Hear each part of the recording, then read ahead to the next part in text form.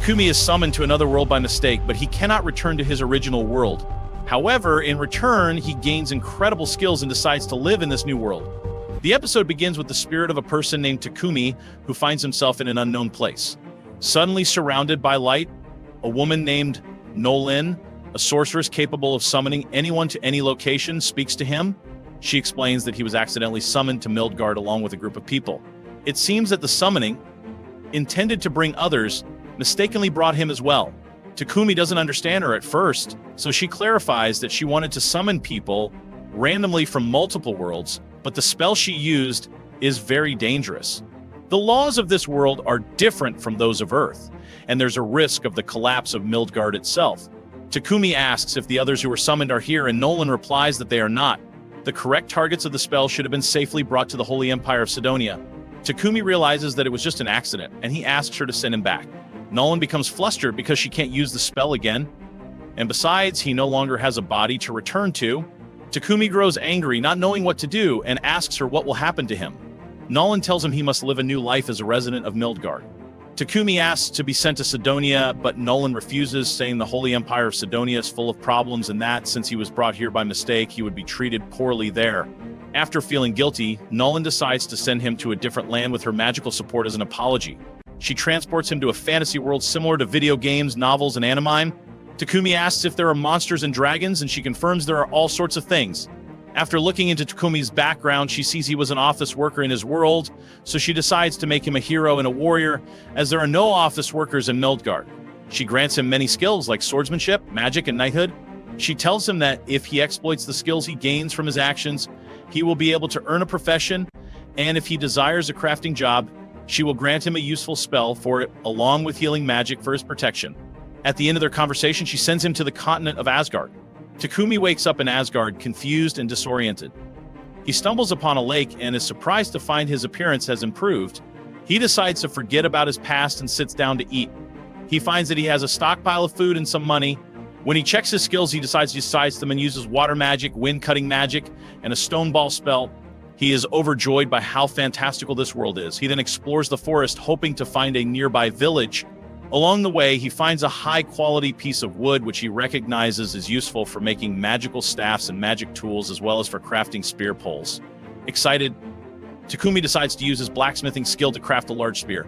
He wonders what other resources this world holds, so he collects many plants. However, his small bag can't carry everything, so he remembers the toolbox he has and stores the items there. Suddenly, he hears a girl scream and sees a huge rabbit chasing her. The girl hides behind him and asks him to save her from the rabbit, as these rabbits in this world eat humans. Takumi, frightened, gathers his strength and strikes the rabbit with the spear, killing it and gaining the warrior skill. The girl thanks him, introducing herself as Molly. Takumi asks where she is from, and she says she's from the village of Board. She had been gathering medicinal herbs and got lost in the forest. Takumi decides to accompany her back to her village. When they arrive, he opens his toolbox to place the rabbit inside, but is surprised because he didn't want to open it in front of Molly. Meanwhile, in the Holy Empire of Sidonia, 3 people from another world find themselves in a palace, confused about how they arrived. Elizabeth, the first empress of the Holy Empire of Sidonia, appears before them and thanks them for responding to her summoning. One of the individuals asks where they are, and Elizabeth explains that this is a different world entirely, and they were summoned here to use their powers as heroes to save this world. They don't understand what she's saying, so she promises to explain further later and introduces herself as Empress Elizabeth. Back with Takumi, after arriving at Molly's house, her family thanks him for saving her. He meets her parents, her father, Banga, a hunter, and her mother, Martha. Takumi asks if he can stay in the village for a while, and Banga agrees, explaining that the land is rich in ingredients for making medicines and that there's a nearby source of raw materials. Takumi is introduced to Buban, a blacksmith who knows a lot about mining raw materials. Takumi is welcome to stay. Grateful, Takumi thanks them, and they inform him that there are no available inns in the village, so they will build him a small house. Banga speaks with Takumi, apologizing for the small space, but explaining that it's all they have. He urges everyone to start working.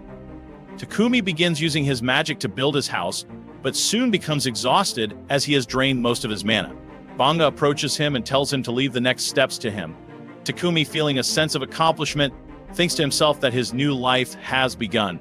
Thanks to his skills in woodworking, blacksmithing, and carpentry, he was able to create some furniture, and now he can change them as needed. He's happy that he has iron, silver, copper, and magical iron, which he mined with Bubbin, and that the magical iron is now saturated with mana. He decides to turn them into ingots, knowing that normally this would require a large furnace. But since this is a fantasy world, he can try something different: alchemy. Alchemy consists of 5 techniques: dissembling, extracting, grinding, creating, and reassembling. Takumi uses earth magic to extract iron ore and transforms it into iron ingots. He's excited and keeps refining them, thinking of all the things he can make from iron and copper. Meanwhile, Molly approaches and finds Takumi collapsed on the ground with everyone gathered around him. Takumi explains that he got carried away, used too much mana, causing him to lose consciousness. Martha scolds him for overexerting himself, but after taking a healing potion from Banga, Takumi explains that he was able to extract iron, silver, copper, magical iron, and small amounts of lead, tungsten, and tin, which allowed him to craft kitchen tools and other items. His alchemy level has increased significantly. Later, Takumi learns how to craft weapons and says, "This is the finest piece I've made. Once I craft the sheath, it will be complete." He then goes to Banga and asks if he has any raw materials left. Banga confirms that he does, though they are all basic materials. Takumi mentions that he is considering trying to make potions using the medicinal herbs he collected, and Banga agrees, saying that when Takumi completes them, he can sell some to him. Takumi starts experimenting with alchemy, mixing crushed hellcoke herbs with water. As he mixes, the color changes, and he recalls experiments he did as a child. He realizes that the color has changed and that he can feel mana within the mixture. He wonders if this is because he used water magic to prepare the water. He is eager to learn more potion recipes. Takumi later ventures into the forest, eating herbs but feeling tired. He performs a purification spell on himself, thinking that while this method is a bit extreme for gaining resistance and enhancing state magic skills, it's necessary. Thanks to this, he can now use purification magic. At that moment, a monster approaches Takumi. He gets frightened and tries using magic to fight it, but it doesn't work. He notices the venomous spider behind him, but sees that the spider was injured by the monster. Takumi realizes that his magic isn't affecting the monster and he must try something else. He casts another spell and finally succeeds in killing the monster. Takumi then goes to help the injured spider, healing it.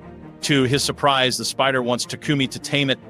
Takumi is amazed and names the spider Maple, and the spider happily accepts its new name.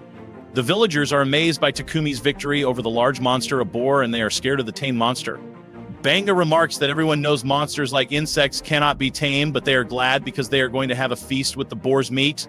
Banga also mentions that the boar's hide, tusks, and skin remnants can be used to craft leather armor, and if Takumi heads to a city, he can sell the leftover skin at Bolton City.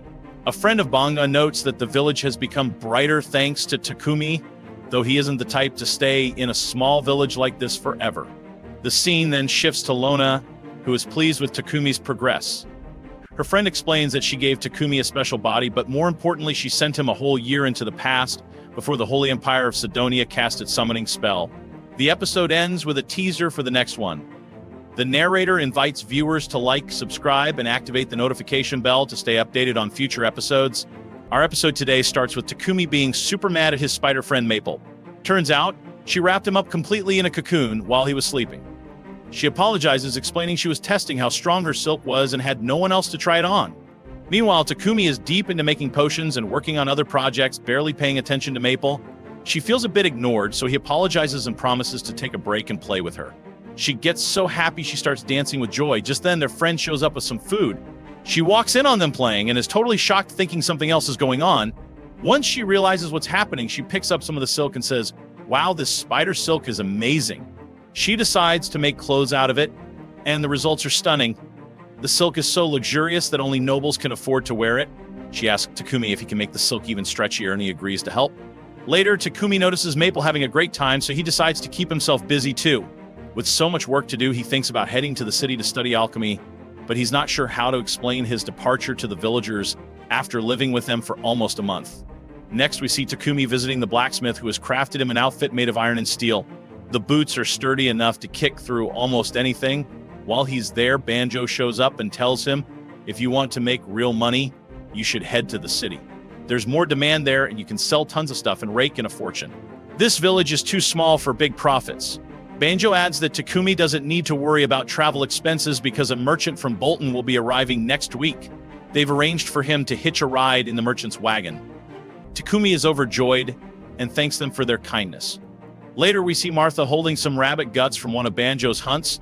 Takumi is surprised and says they need to be thoroughly washed with water and lemon to avoid diseases or parasites. Unfortunately, since they don't have lemon or any cleaning materials, they'll have to throw them out. But Takumi uses his chemical abilities to treat the guts instead. Martha is super grateful but warns him not to use his powers too openly. She explains only a few people have skills like yours and those who do make a living off them. If you start doing things for free, people will get mad at you for ruining their business. Some might even come after you. After that, we learn that Takumi spends a whole week crafting new items, preparing for his upcoming journey. Takumi also built a large wall around the village to protect it from monsters and created a water pump so everyone could have free access to clean water. Later, Babik welcomes Takumi and thanks him for agreeing to travel with him. Before leaving, Takumi gives Banjo a special bottle and says, "I've sent 100 of these bottles to your house. If anything happens in the village, you must distribute them to everyone immediately." The merchant is shocked and asks what the potion is. Takumi explains that it's a primary healing potion. Babik is amazed and can't believe Takumi made it himself. As the villagers gather to say goodbye, Martha gives Takumi a beautiful cloak. They all bid him a warm farewell, and he thanks them sincerely for all they've done for him. Takumi leaves with Babik and his group, feeling sad because he's grown attached to the village and its people. On the way, Babik talks to Takumi, telling him how much the villagers adore him and see him as family. Soon, the group of adventurers traveling with them introduces themselves. They're a C-rank team called Lion's Fang and serve as Babik's personal guards. One of them notices the bag Takumi is clutching tightly and asks what's inside. Takumi casually replies, "Oh, it's my killer spider." Everyone is stunned that he managed to tame such a creature. Rael, one of the adventurers, asks to see it. When he tries to get close, the spider hits him as it doesn't like being disturbed while sleeping. Takumi explains that the spider is scared of humans and the outside world but has taken a liking to Boger, another member of the team. Babik then asks Takumi about the potions he made, expressing interest in buying one. Just as they're talking, they sense something nearby. Babik stops the carriage, and they find themselves surrounded by a group of goblins. The adventurers leap into action, asking Takumi to stay put. They make quick work of the goblins, gathering their magical stones before continuing their journey. When they finally reach Bolton, the capital of Barcola, Takumi is amazed by everything in the big city. It's his first visit to such a place. He accompanies Lion's Fang to the Adventurers Guild, where they report the success of their escort mission. Takumi decides to register himself at the guild to stay in the city and even registers his spider Maple as his pet. Next, Takumi heads to the Alchemists Guild, only to find out there isn't one in Bolton. Instead, most people use the Adventurers Guild for identification purposes. He decides to remain at the lowest rank as it only requires him to complete one simple mission a month to maintain his status. Afterward, Takumi visits Babik's company. In Babik's office, Takumi delivers the potions he had promised, surprising Babik with their high quality and effectiveness. Babik is thoroughly impressed and begins planning ways to work with Takumi in the future. Babik then asks Takumi about pricing: 10 silver coins for each healing and stamina potion, and 50 silver coins for each mana potion. Takumi quickly does the math in his head and realizes he could make a fortune. He's shocked by the potential earnings, but Babik apologizes, explaining that the prices are lower because Takumi hasn't built a reputation for himself yet. Takumi can't help but wonder why Babik is helping him so much. Does he have a hidden motive? However, Babik doesn't seem like the type to deceive others. Babik shifts the conversation to Takumi's living arrangements. He suggests that if Takumi wants to work as a producer, he should live in a house with a workshop. Takumi declines, explaining that he's only just arrived in the city and doesn't have the savings to buy a house. Babik then offers another solution: renting a place. He assures Takumi that his company can recommend a suitable home. Babik calls for his assistant, Thomas, and asks him to take Takumi to the house they had discussed earlier. When they arrive, Takumi is amazed by the beauty of the house. It's spacious, functional, and perfect for his needs. Takumi can't believe such a place is being offered to him. Thomas tells Takumi the rent is 1 gold coin and 50 silver coins per month. Takumi thinks to himself, that's so cheap, it seems I can even use the storage room as a workshop. I'll be able to cover the rent easily with the money I'll earn from the potion deal. Turning to Maple, Takumi says, this is our new home. Thomas asks him if he likes the house. Takumi replies, it's beautiful. I'll take it. Thomas assures him that everything will be arranged so he can move in tomorrow. Before leaving, Takumi asks a question that's been on his mind since he arrived in the city. Thomas explains the smell of the sewers. Nobles use magical purification tools to treat the waste from their estates, but those aren't used for the city's main sewers. Occasionally, priests are hired to purify them, but the process isn't consistent. To get more purification tools, we'd have to excavate them from ancient ruins or dungeons. The next day, Takumi and Maple move into their new home. Takumi begins fixing the exterior walls. He mixes mortar with clay he bought from Babik's company, using magic to mold it. Once it dries, he enhances it with heat manipulation magic, shortening the drying time with spatial temporal magic, and stabilizes its condition with alchemy. Exhausted from using so much mana, Takumi is thrilled when the repair turns out perfectly. Suddenly, Takumi hears someone shouting. He finds that Maple has wrapped Babik in her silk. Frustrated, Takumi scolds her, saying, "Only kids enjoy pranks like this." However, Babik, looking very relaxed, says, "This silk is so comfortable it's making me want to take a nice nap." Takumi apologizes, but Babik laughs it off, saying it was a bit surprising, but no harm done. As Babik heads to the restroom, he comes out moments later, yelling, "What is this?" Takumi responds, "I installed a magical purification tool. After you're done, it disintegrates the waste." Babik, amazed, asks, "Can you make 100 more of these?" Babik is overjoyed, saying, "You'll need extra hands for this. I suggest contracting a servant. Given your talents and preferences, a servant bound by a secrecy contract through magic would be ideal. They could help manage your workshop and protect you." Babik continues, "You seem to have an affinity for light magic, which makes you a chosen one, according to the Church of Light that leads the Holy Empire of Sidonia. They recruit anyone with an affinity for light magic and profit from exploiting their healing abilities. I doubt they'd ignore the purification magic you've incorporated into this restroom. I have some ideas about how to gain support for this project, but we'll need to ensure that no one finds out who's behind it." So Babik insists it's wise to make a contract with a servant. Takumi firmly responds, "Hold on, I'm against the use of slaves. I don't feel the term is acceptable. If it means contracting with a slave, I'd rather handle everything myself." At that moment, Takumi receives a message from the Adventurers Guild. "You have been assigned a task that must be completed at a suitable level within 1 month of registration. We apologize for the inconvenience during your busy schedule and request that you visit the Adventurers Guild before the deadline." Babik offers to accompany him, saying Mulan Company is the most reliable slave trading firm in Bolton. Reluctantly, Takumi follows Babik, but waits outside the company while Babik steps in to handle his business. Takumi wanders into the garden nearby and is captivated by its beauty. There he encounters a stunning young woman who catches his eye. She glances at him and unexpectedly says, "Go home." Takumi is left puzzled and intrigued by her abrupt words. And so today's episode of this anime comes to an end. Stay tuned for the next episodes. If you enjoyed this video, don't forget to like, subscribe, and hit the notification bell to stay updated with all the latest content. Our episode today begins with Takumi at the slave market looking to purchase someone to assist with his work. At that moment, he spots a beautiful girl and is captivated by her looks. However, she tells him, "Go back home, kid. I don't even know how you got in here. This isn't a place for children like you." Meanwhile, we see Milan, the owner of the trade company. She welcomes them and is introduced to Takumi by Babik, who explains that Takumi is looking for a servant to help him with his tasks. But Takumi seems hesitant, which surprises Milan.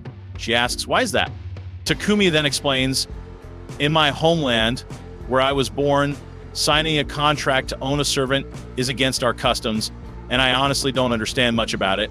Milan takes the time to explain things to him. She tells him, "Here in the kingdom of Barkala, there are certain rules you need to know. When signing a contract with a servant, the owner is required to respect the servant's basic rights, provide food, clothing, and shelter. Neither party is allowed to harm the other in a way that threatens their life. Forcing a servant to do tasks that aren't listed in the contract is strictly prohibited. And according to Clause 3, a servant is not allowed to share financial information with others." Afterwards, she goes on to explain the common types of contracts. Some people become servants due to debt, regardless of the reason, and they enter into a binding contract until the debt is repaid. Criminals can also choose servitude as a means to secure a way to earn a living. Additionally, war refugees may accept contracts to secure a place to stay. There are also illegal cases where people are forced into servitude by bandits or raiders. Babik then speaks up, telling her Takumi is a hard-working, skilled individual with talents that others can't easily replicate. He's looking for someone to help him with everything, including tasks from the Adventurers Guild. Ideally, this person would manage his personal affairs at home, assist him in getting to the guild, and even fight alongside him. Takumi sums it up, saying, "I need someone to manage the mansion fight and serve as a personal bodyguard."